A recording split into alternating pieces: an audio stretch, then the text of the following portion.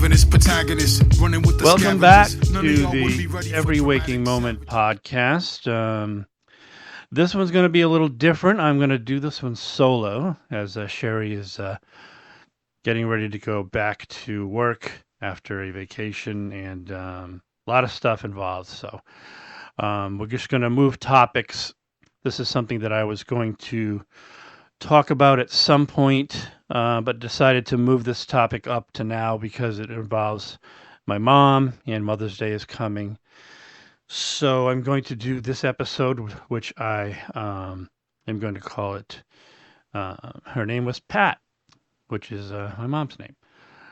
So this is a raw one. I don't know how funny it's going to be, although I am a very funny person. But this is going to be raw, and there's going to be a lot of emotion in this, and I want to try not to get too emotional.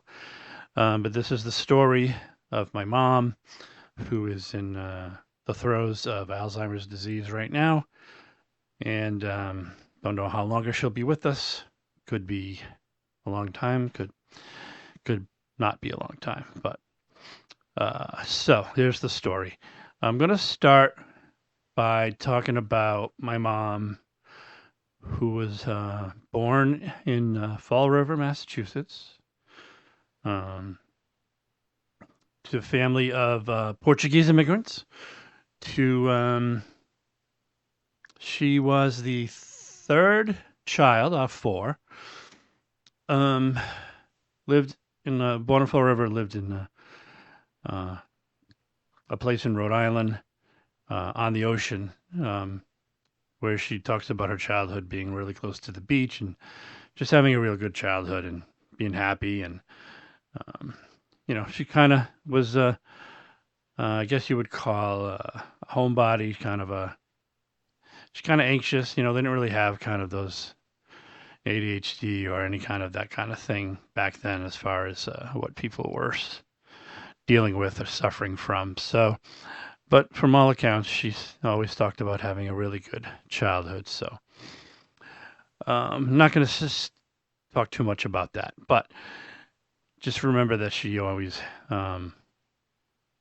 she always talked about loving growing up there, and her cats, and playing with her friends and her sister.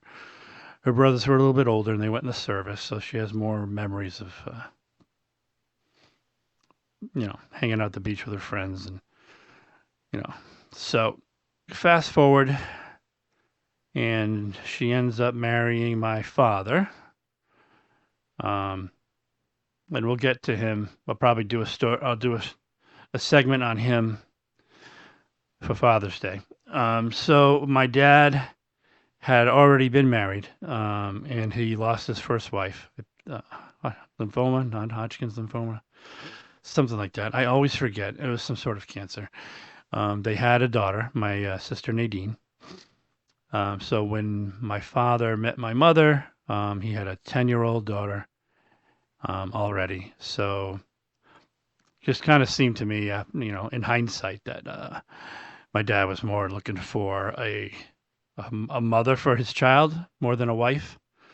It didn't seem like a very happy marriage from what I can ever remember about them. I mean, I didn't really think it affected my childhood very much. I look back in my childhood fondly. I don't have any complaints. The younger years of my childhood. So, and I don't remember them being, they got in fights a lot. I mean, my sister, in her teenage years, she lost her mom. She was, hanging out with a different kind of crowd, having some problems of her own. And, my mom tried to deal with it as best she could and didn't get a lot of help from my dad. And my sister's mother's family did a lot of interfering too. So my mom kind of felt isolated when she tried to be a mom, and held that against my dad. And he wasn't, very good at that sort of thing. So fast forward to the 80s. Like I said, good childhood, me and Steph. So I don't want to speak for her, but I mean, I think she would agree we had a happy childhood, regardless of the way my parents were with each other. Didn't really see a lot of happy moments between them. So then my father got a job in New Hampshire, and we had to sell the house and move to.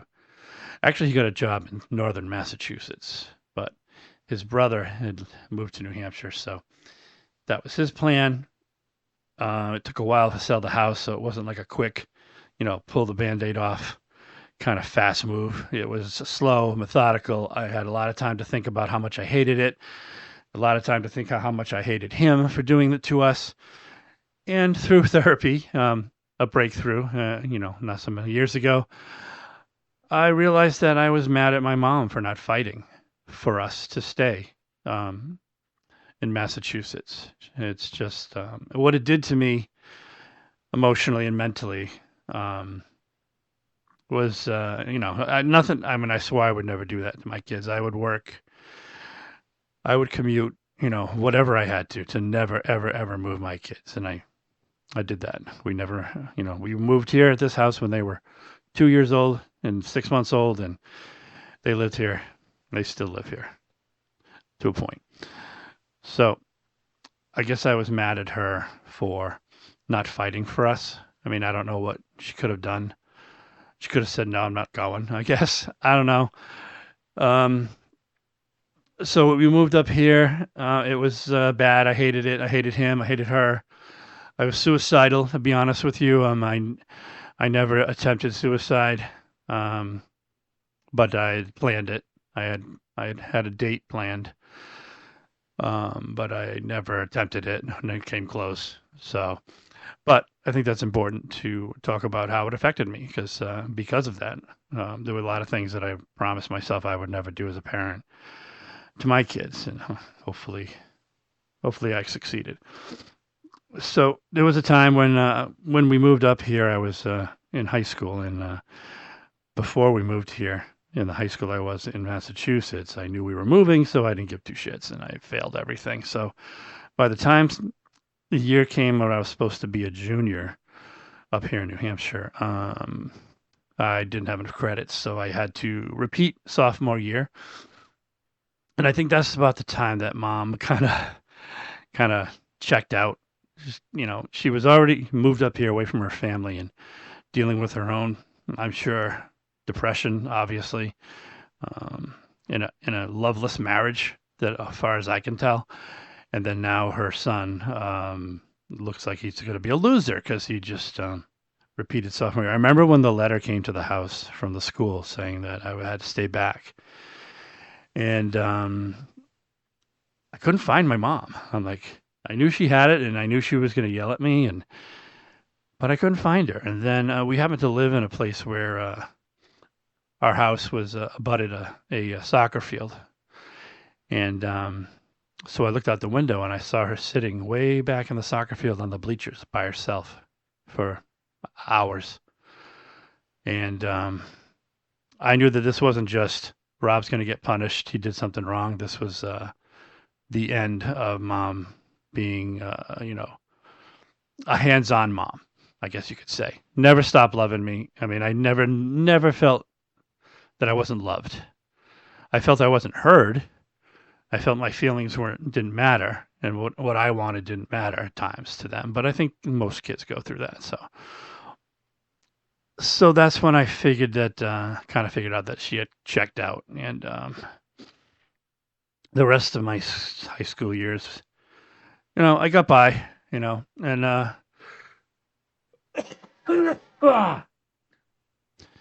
so I got by, and luckily, as luck would have it, if I didn't repeat my sophomore year, I would have met Sherry, because I met her in my senior year, and I would have never met her if I didn't stay back that year. So,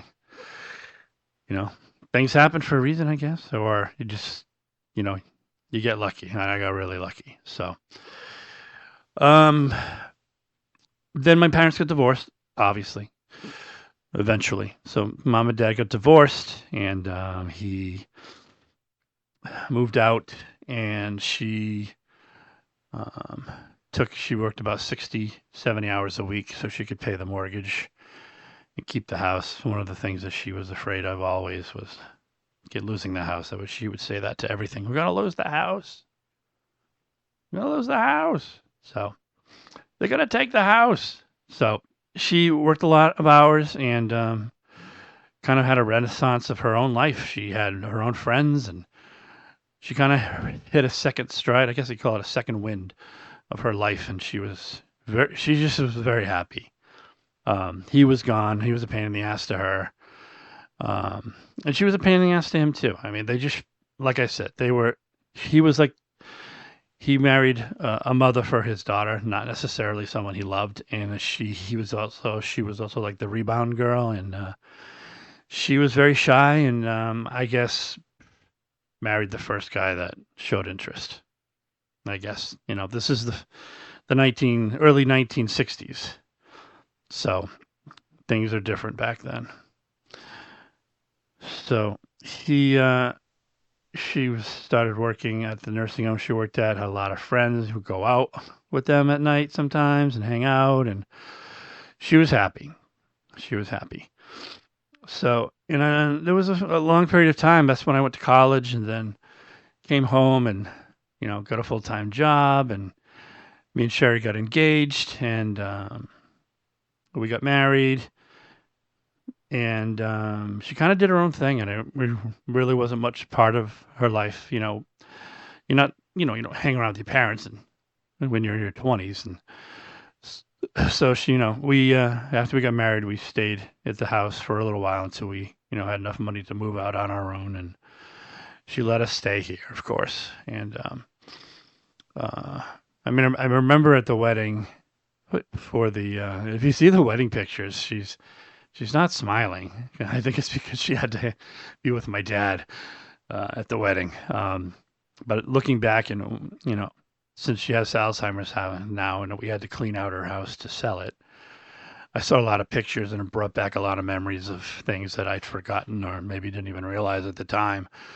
So, but she, yeah, not a lot of smiling. The only time she's smiling is when the pictures of the mother-son dance with me. So during the mother and son dance, I picked out a song. She used to sing songs to us sometimes, and one of the songs she would sing to me is "Have I Told You Lately That I Love You?" Not the Rod Stewart version, but the original version. I don't know who sang it. So that's the song I picked for us to dance to at my wedding, and she was, she's crying. That's the moms do when they dance with their sons at their wedding. And one of the things she told me that I'll never forget is that she was crying, and she said, "I love you. I don't ever want to be in your way." I'm like, oh, that's nice. I didn't really think about it too much. And, fast forward to, when she was 78, 79, and she started showing signs of dementia, and, what I had to do for her, she was completely and utterly in my way. And it would have killed her to know that. I'm glad that she didn't really realize what was going on, because that's not something that she wanted. And I may sound like an asshole for saying that, but unless you've gone through it, having to take care of an elderly parent, I mean, you go through your life and you have kids and you raise your kids, and then they get to a certain age, and you don't ever not worry about them. I mean, because that's the name of the podcast, Every Waking Moment. I mean, that's why I named it, because every waking moment you're concerned about your life, your family, your health.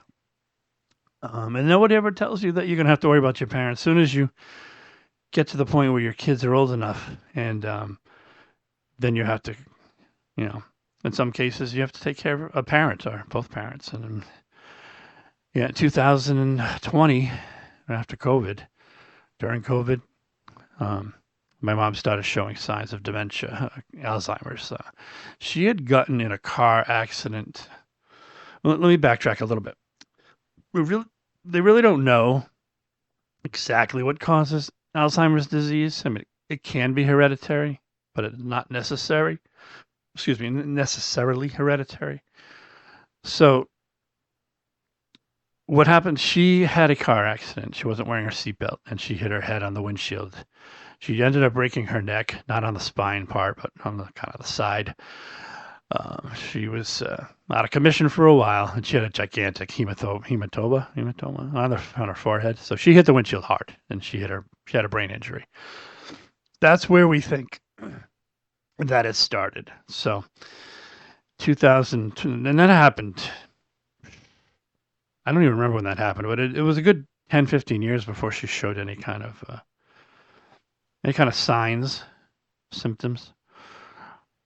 So what happened was I was bringing Avery to a doctor's appointment, and I was in in the car. We were driving Avery's car, and Avery was just coming out from the appointment into the car when I was on the phone with my mom, and she called me and she said, "Where are you?"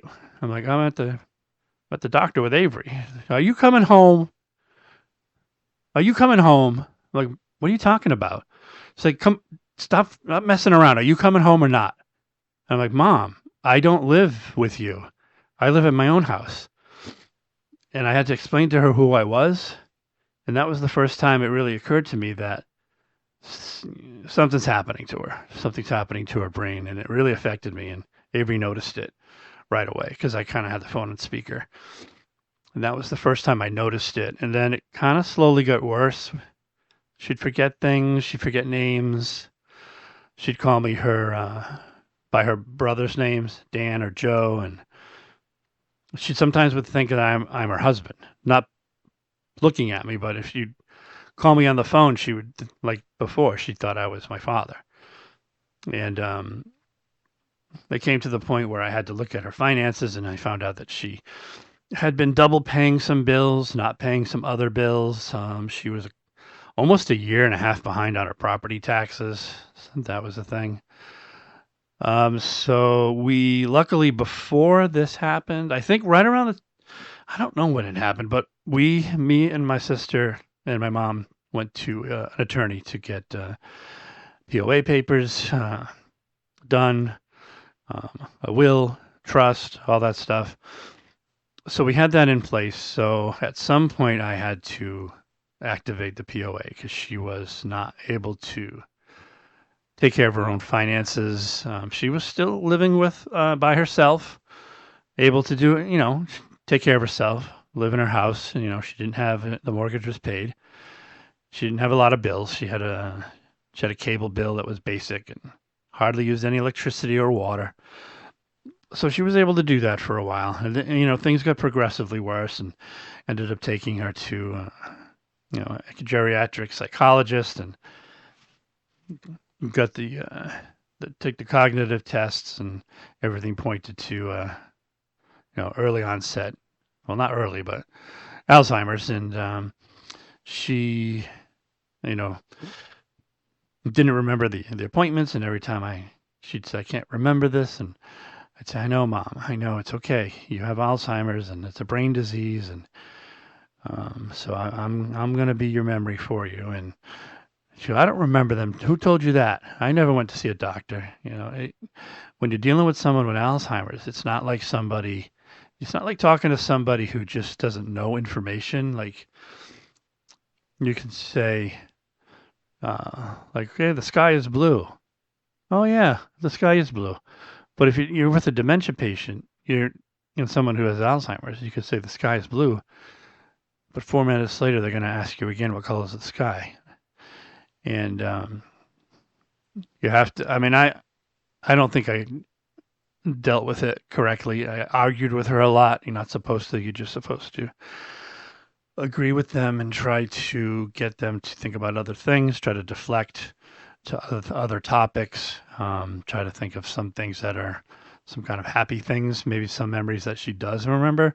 She did have a lot of memories of her childhood, but sometimes she didn't even remember that she was married or how she even got to New Hampshire or if she even was in New Hampshire. So that got progressively worse. And I think I think I was in denial of how bad it was getting, and I talked to Sherry, and he said that she's gonna have to move in here eventually because she's not gonna be able to take care of herself as far as not like washing herself and feeding herself, but she would call me at all times. I mean, I would get 70, 80 calls a day, or after the other. And she doesn't know that she called me, telling me that she doesn't know where she is, and she's afraid, and she's crying. And I would say the same thing. I would say, Mom, you're in your house, you're safe, you're an independent woman, you paid off that house all by yourself. You worked 60, 70 hours a week. You're a strong, independent woman. You're in your own house. You're safe. You're in a safe town. And sometimes that would get her off the ledge, and sometimes it would not. So it eventually got bad. And I think it was the summer of 24. It was getting really, really bad. She'd call me. She would call her brothers, to the point where one of her brothers didn't even answer the phone anymore, because she would call 100 times a day, literally. I mean, I'd look at her phone and I'd see how many times she called somebody, how many times she'd call me, and she didn't know. She didn't mean to be a pain in the ass. She just didn't know. I can't imagine living with that disease, not knowing anything. I can't imagine it. As hard as it was for me, and I'm not going to tell you it was easy. It has to be 1,000 times harder for someone with that affliction to literally not remember anything, or even know where you are, if you're safe, not recognize your own house that you've been in for 30 years, or even the face in the mirror looking back at you. Or, sometimes they hear voices or they see things. That has to be horrific. And every time I hung up on her pissed off, and I would feel bad eventually, because I knew that she was suffering.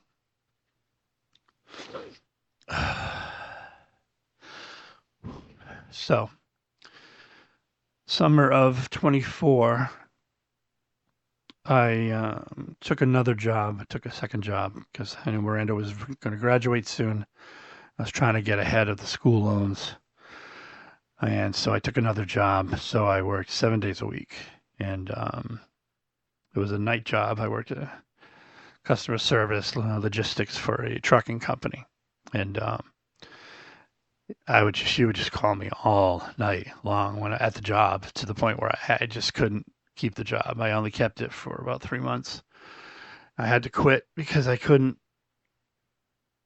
just couldn't. Somebody had to be able to go over her house and calm her down. And sometimes she would agree, yes, I have to move in with you. And then sometimes she would say, I don't want to move in with you. And I don't want to move in. I don't want to leave my house. I don't want to leave my cat, who was a stray cat that she happened to just take in. So it was, every day was different. Sometimes she'd want to come home.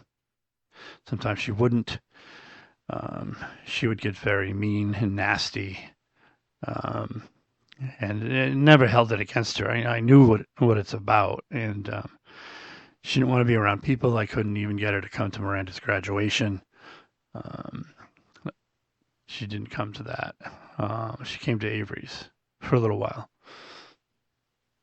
Tried to get her to come over on Christmases, holidays, and she'd come for a little while, then she'd get very angry and want to go home. So that summer was bad. So that summer when I had to quit that other job, and then my sister lives in Maine, and she came to visit, just try to take the pressure off me and spend even if it was 48 hours, it was something, because I needed a break. I mean, anybody who's done this before knows what I'm talking about. It's nonstop. It's not like a child where you can put them to bed and get them on a routine. This is like taking care of a full-grown human who is, perfectly capable of just getting up and walking away, or trying to get in a car. Luckily, I had her car, and she didn't have a car anymore. because that would have been a thing. So Steph came and visited one time, and my mom didn't recognize her at all, and it went bad. She thought she was a witch. Sherry had to go over and pick her up and take her. Usually, if we went to my mom's house and like picked her up and took her for a ride around town or to Dairy Queen, it would kind of like reset the brain, almost reboot the brain. So it would calm down a little bit. But that night she just wouldn't calm down. So Steph couldn't even sleep there. And come to find out, she would tell me stories. My sister would tell me stories of when sometimes she would sleep there. When she would come visit and she would wake up and my mom would be standing over her, staring at her like, "Who the hell are you?" And that had to be pretty creepy. So it was getting really bad in 2024, the summer 2024. Her birthday is Halloween. So the last couple of years since the girls were out of the house and in college or wherever they were, well, obviously we didn't do Halloween like trick or treating anymore, but we always had, we had decorations and we gave out candy, and we don't have a ton of kids that come around, but I'd bring my mom over and we'd sit outside and, greet all the kids that came. And every time when the kids would come, I'd say, "Oh, see this lady? She's a real life witch. She's born on Halloween." And my mom would play it up a little bit, So those things, those are the good times that I miss. Even though having her in a home and not having me to be, worrying about her 24/7, it is emancipating.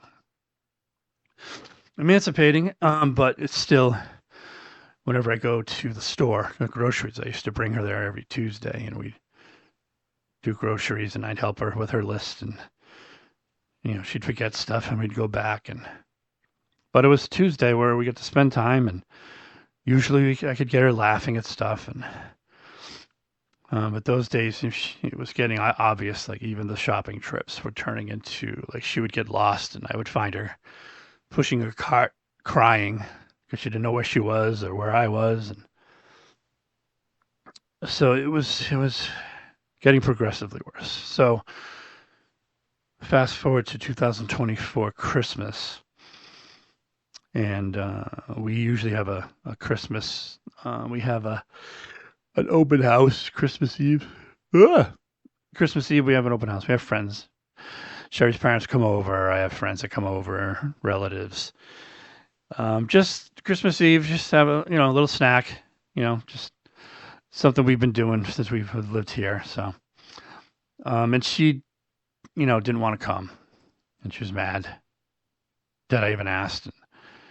Who's gonna be there? How come? So, and she was getting really bad, calling a lot, and wondering where she was, and she goes, "I'm going to leave this place. I'm going to sell the house. I'm going to go in a nursing home. I'm just going to walk in the woods and die. I'm just going to leave this house. I'm going to walk to hell." She would say stuff like that all the time. So luckily I'm a very mentally stable person. Yeah, right.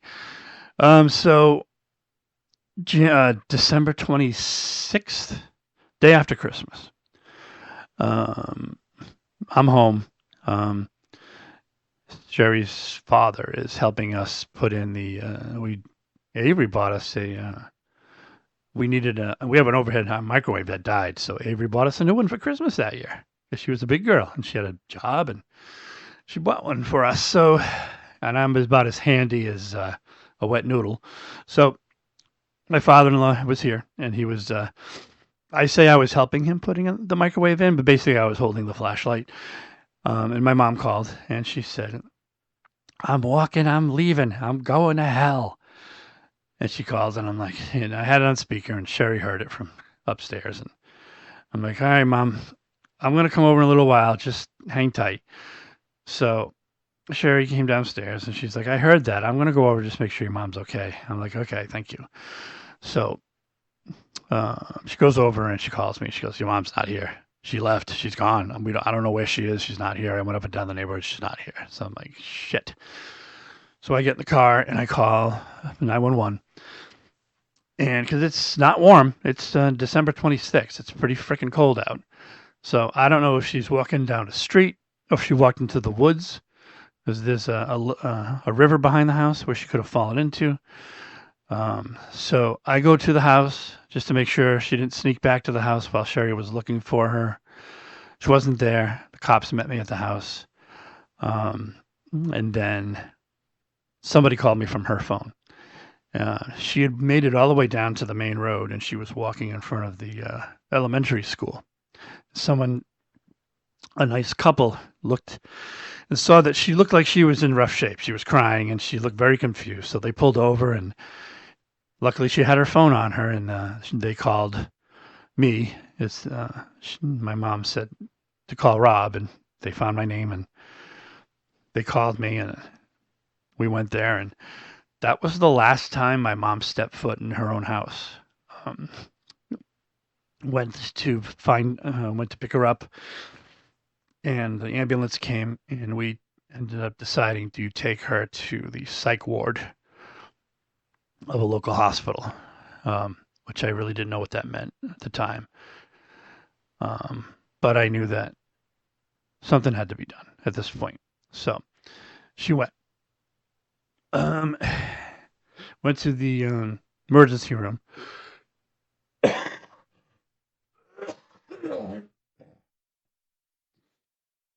Went to the emergency room where I stayed with her for a little bit, and I had to sneak out of there. So they put her in the psych ward, holding until they had a space upstairs. So went through all the paperwork and the Medicare paperwork, and they admitted her upstairs. And basically, what I was hoping that they would be able to get her on a medication regimen, so I'd be able to take her home to my house. And while she was there for about 10 days, I had moved her bedroom into my house, her bed and some stuff, so that when she got out, discharged, she would have a place to stay. And that was the plan. I'm thinking, I'll finally get her on a med regimen, get her on some drugs. She'll be manageable. I don't know what I was thinking. I mean, I thought I was going to be able to have somebody here in the morning until I got home from work, and then I'd be able to take care of her during the day. That was the plan. So 10 days are up, and they have her on a regimen, and they have her on these drugs. And I go to pick her up, and they give me all her stuff, and I got her, and they don't have any meds for me. They just have like her blood pressure medicine, and so I'm like, "Are you sure that this is safe?" And you had her on all these meds while she was here, and they're like, "Oh yeah, she's been good." I'm like, I didn't want to fight it too much. I'm exhausted with this whole process still to this day, but I'm like, whatever, I'll just do it. I knew that we had a follow-up appointment with her geriatric psychiatrist the following Monday, so I'm like, we'll just go home. We'll go to the appointment on Monday, and they will give me the drugs that she needs for her to be manageable. So I took her home. "You're going to live with us, Mom?" "Okay, that's nice." And I took her here, and within 45 minutes, she was, "I'm not staying here. It's too crowded." And then she's like, "Oh, Mom, but your house, you can't live in your house anymore." And she got violent, and we tried to stop her from leaving, and she got violent with Sherry and pushing Sherry. And I was outside on the phone with the doctor that they just discharged her, saying, "What the hell? She's fighting my wife." So I had to call the ambulance again. I had to call the police, and she was fighting the cop, and she was fighting the EMS, and she told everybody there that she was going to kill herself. So that's an automatic trip back to the psych ward. When you say that, they have to take you. So I had to go in the ambulance with her, or she would kill herself. That's what she said. So we went back to the psych ward, and I had a battle with the hospital. They left her in the emergency room psych ward, which is basically a prison cell, cement with a mat on a slab. So it took me almost another 5, 6 days to get her readmitted to the psychiatric unit in the hospital. Um, that was a fight for no reason. I mean, obviously they fucked up. I mean, you sent me home with nothing. What the hell was I going to do? So while I was on the phone with the doctor that discharged her, he agreed that it's not safe for her to live here, so that was no longer an option. So at the hospital, they wouldn't admit her until there was a plan in place for her discharge. So I'm like, I don't know what to tell you. I don't have any money. It's going to take a while to sell her house if that's what I have to do. So they finally agreed that that was a plan. We're going to sell her house? Yes, I'll sell her house. Okay, that's a plan. We'll accept her now. So meanwhile, she's in this fucking prison cell for 3 or 4 days. And we visited her. Sherry visited her. I just couldn't go. I mean, I guess I'm a bad person. I just couldn't go. But Sherry went, and she videotaped, and my mom was talking to imaginary children that weren't even there, obviously. And it was getting bad. It was hard. It was a hard time. Me and Sherry talk about it from time to time. We don't know how we made it through there. It was around the same time that her mom was getting really sick. And it was a tough time. And it wasn't fair. It wasn't fair to have Alzheimer's. It wasn't fair the way she was treated. It wasn't fair that I was treating her like luggage and I just wanted to get her away, put her away somewhere. But I guess I'll have to live with that. And so we had to get a bridge loan. I had to sell the house. We moved her into a facility, an assisted living facility, between here and where Miranda went to college. So we're like, oh, that's not so bad. We can visit. We go visit Miranda on the weekends, and we can go visit my mom. She was, she showered herself. She fed herself. She could walk. It was just the mind was gone. So she stayed there for a while, about at a clip of $7,000 a month. So, and had enough money probably to keep her there for 3 years. Then I just said, well, I'll deal with it when it happens. I had to get Medicaid after that, which is a nightmare I'm going through right now. So did that. She was there for a while, and then Miranda's college graduation was last summer. And everybody that I cared about and loved was here at the house celebrating. So I put my phone away, didn't even look at it for hours and hours. Because I knew Mom wasn't calling me anymore. She'd been at the other nursing home for seven months, and I told them no phone calls for her. And obviously she couldn't keep a cell phone. I'm not allowed to do that. So the party, was fun. It was good to have the family and to not worry about what my mom's doing. So I thought. So I get to my phone, and they're like, you got to call us. And they didn't say on the phone what it was for, so I called back, and it was, a Saturday night. So the short staff didn't answer the phone. So I looked at my email, and that's when I saw that she had fallen. And she was taken by ambulance to a hospital closer to us. And she come down, she broke her hip. So that is bad. And everybody knows at that age you're pretty fragile, and breaking the hip is kind of like the beginning of the end. So she broke her hip, and she ended up had surgery, and then she went to a rehab, which ironically enough was the nursing home that she worked at for 30 years. Of course, she never knew that. She didn't know where she was, but I knew where she was, and I was kind of like this is where she has to stay. A place that she loved, And she put a lot of sweat into this place when she worked there. A lot of policies and procedures were created by her that they still use today in the nursing home, in the laundry department, and in the nursing aid department. So she stayed the whole 90 days in rehab there, and then we had to move her to the wing where she is now a full-fledged nursing home, which is more than twice as much money. So she can't walk. She talks in, Yiddish, gibberish, not Yiddish. She doesn't speak a Jewish language. She speaks gibberish. You can get out a few words, and you don't really know what she's saying. She doesn't really know who I am or who Sherry is. She knows that she knows us, but she doesn't know who we are, and it just must be hell. It's terrible what she's going through. And it's, I thought since she's closer, I'd see her more often, but I guess I'm a coward. I just don't go. When Thanksgiving, her birthday, and Christmas, and just visited her last week, and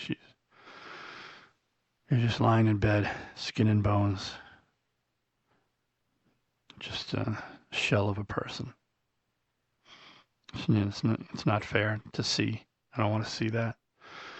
She didn't want that. She didn't want that. She didn't want to sell the house. She wanted to leave something behind. She was very proud of the house and that she kept it, and something that she could leave behind to her kids, and it's gone. And for all intents and purposes, she's gone as well.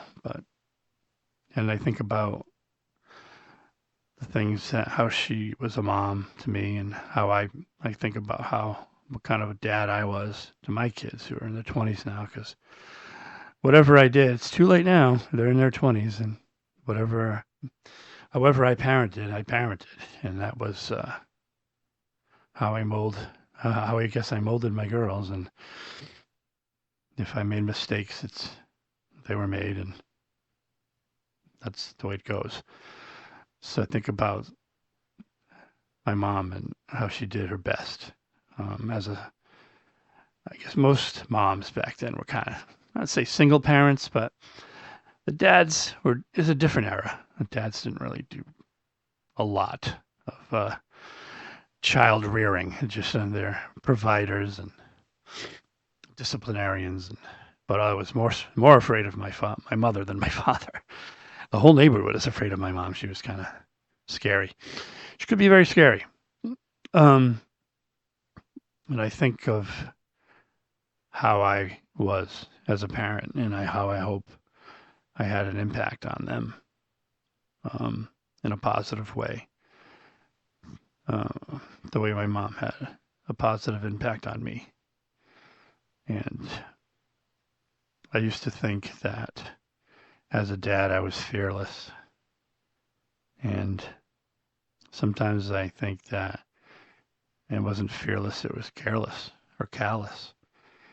When I thought I was without fear, I guess sometimes I was without care. And there's a difference. I hope I was a good father. I'm still a father. I mean, I'll never not be a father until I'm gone. But you don't know how quick it goes. It goes so fast. No one tells you that you're gonna have your kids are gonna be one day they're gonna be 5 years old and 7 years old and daddy, and then you turn around and they're gone. I mean, the swing set in the back has overgrown weeds, and the trampoline is covered with leaves and pine needles, and sometimes in the backyard I'll come across like some little doll, a little figurine that they used to love, they used to play with, and it's a me problem. I mean, they're supposed to grow up, they're supposed to get older and bigger, and